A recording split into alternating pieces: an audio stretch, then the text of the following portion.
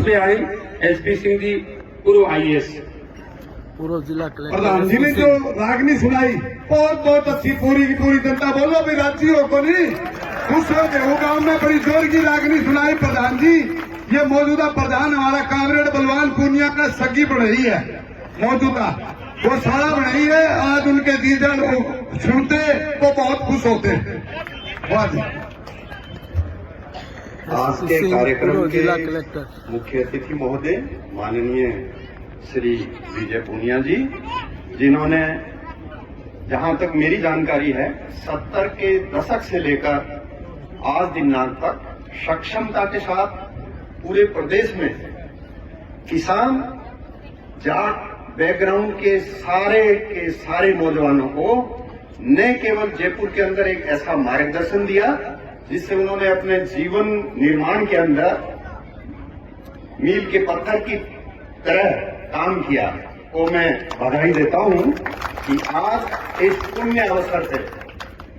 रामस्वरूप जी गिल के सानिध्य और सक्षम नेतृत्व में चौधरी चरण सिंह जी की प्रतिमा का जो अनावरण हो रहा है स्थापना के बाद में पधारे हुए आज के मुख्य अतिथि विजय पूनिया भाई साहब अध्यक्षता कर रहे हैं जहां तक मेरी जानकारी है, और मुख्य अतिथि श्री हरवीर सिंह जी जो भारतीय खाद्य बोर्ड के पूर्व अध्यक्ष हैं और चौधरी साहब के सानिध्य में दशकों तक लगातार निरंतरता के साथ न केवल काम किया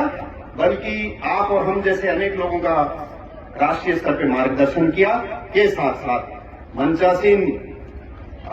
विधायक महोदय छपरौली से उत्तर प्रदेश से चौधरी चरण सिंह जी की विरासत को आगे बढ़ाने में सक्षमता के साथ कार्यरत के साथ यहां पर मंचासीन हमारी जिला प्रमुख महोदय, उप जिला प्रमुख महोदय, यहां पर उपस्थित पंचायती राज संस्थाओं के सभी चुने हुए जनप्रतिनिधिगण, हम सबके लिए सम्माननीय सभी मंचासीन अतिथिगण, पूर्व आईपीएस आईबी में भी काम कर चुके हैं श्री के.आर. बगड़िया साहब। मैं पहले जीवन में सर कभी आपसे मिला नहीं था, आज साक्षात आपके दर्शन हुए तो मुझे ऐसी अनुभूति हुई कि उसको प्रदर्शित करने के लिए शब्द नहीं है मेरे पास। के साथ साथ हमारे पार्लियामेंट्री कॉन्स्टिट्यूंसी से कांग्रेस के कैंडिडेट रहे श्री प्रताप सिंह जी, चौधरी चरण सिंह जी के साये में अपने आप को जीवन पर्यंत समर्पित रखने वाले उनकी विचारधारा को श्री प्रताप सिंह जी जो हमारे जिले के जिलाध्यक्ष भी हैं, के साथ साथ यहां पर उपस्थित सभी वरिष्ठ नागरिकगण, घेऊ गांव से पधारे हुए सभी नौजवान साथियों के साथ यहां पर उपस्थित नारी शक्ति की प्रतीक मेरी बहनें और मेरी मां के सम्मान और मेरे बच्चों के सम्मान वो नारी शक्ति, मैं यहां पर उपस्थित मीडिया के सहयोगी, मीडिया के संपादक, मीडिया के संवाददाता जो समय समय पे हम सबको अच्छाई के लिए न केवल प्रेरित करते हैं अच्छे कामों के लिए बल्कि एक नजर भी रखते हैं कि कौन आदमी किस तरह का काम कर रहा है, मैं सभी का मेरे दिल की गहराइयों से अभिनंदन करता हूं, स्वागत करता हूं।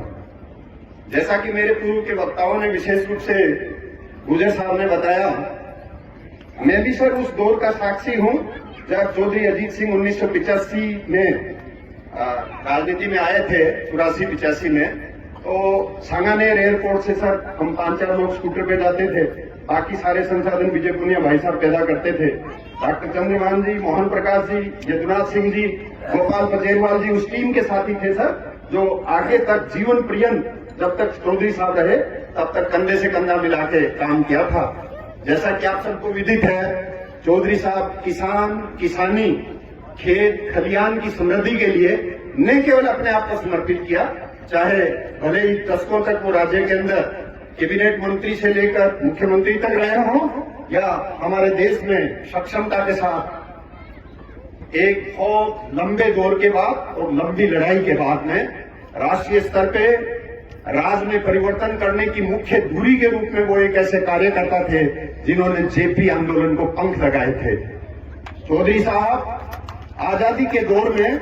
1928 जैसा कि अभी वकील साहब बता रहे थे, वकालत शुरू की 31 में आर्य समाज को, 1931 में आर्य समाज और उनके कार्यकलापों को आगे बढ़ाने के लिए अपने आप को समर्पित किया, के साथ साथ अंग्रेजों को हर लड़ाई में भारतवासियों की ओर से भागीदारी निभाते हुए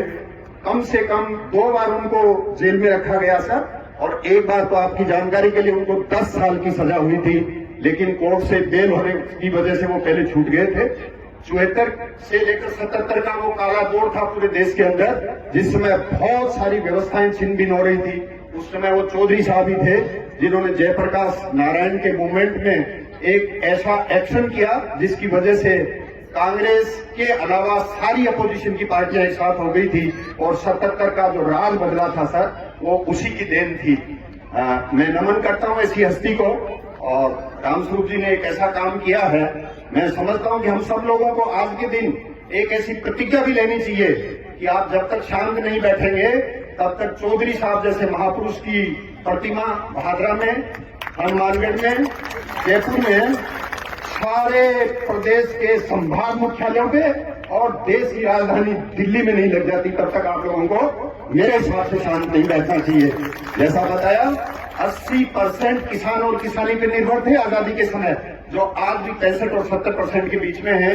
बावजूद उसके 16% पैसा मात्र किसान, किसानी और इनके उन्नयन के लिए खर्च किया जाता है। ये हमारे लिए चिंता की बात है। के.आर. बगड़िया साहब ने जो बातें बताई आपको, वो न केवल आत्मसात योग्य हैं, बल्कि मैं समझता हूं कि आज से ही आपको उसको धारण करके और अपने जीवन के अंदर अपने बच्चों को, बच्चों के बच्चों को इस तरह की हस्तियों से अवगत करवाते हुए ऐसा संकल्प दिलाना चाहिए जो आजादी की लड़ाई के उस दौर को साक्षी मानते हुए आने वाले समय में उनके लिए प्रेरणा का स्रोत बने और हम सबको सामूहिक रूप से आगे बढ़ने के लिए प्रेरित करे। मैं पुनः इस कार्यक्रम के आयोजकों को मेरी ओर से, मेरे दिल की गहराइयों से आभार प्रकट करता हूं, अभिनंदन करता हूं, नंदन करता हूं और शुभकामनाएं देता हूं कि जो चौधरी साहब के व्यक्तित्व और कृतित्व की लो घेऊ गांव में जगाई है, वो आगे, जैसा मैंने अभी आपसे निवेदन किया, अनवरत रूप से चलती रहे।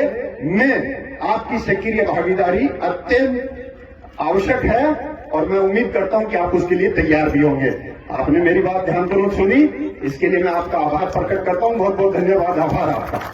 समय की कमी की वजह से मैं इसको शॉर्ट कर रहा हूं। किसी दिन एक ऐसी व्याख्यान माला का आयोजन करें चौधरी साहब के जीवन पे, और मैं उम्मीद करता हूं कि उसमें वो नौजवान भागीदारी निभाए सर, जिससे आने वाला भविष्य उनके अपने मुट्ठी में हो। बहुत बहुत धन्यवाद, आभार आपका। आभार वकील साहब आपका। धन्यवाद एसपी सिंह जी, आपने अपनी बात रखी।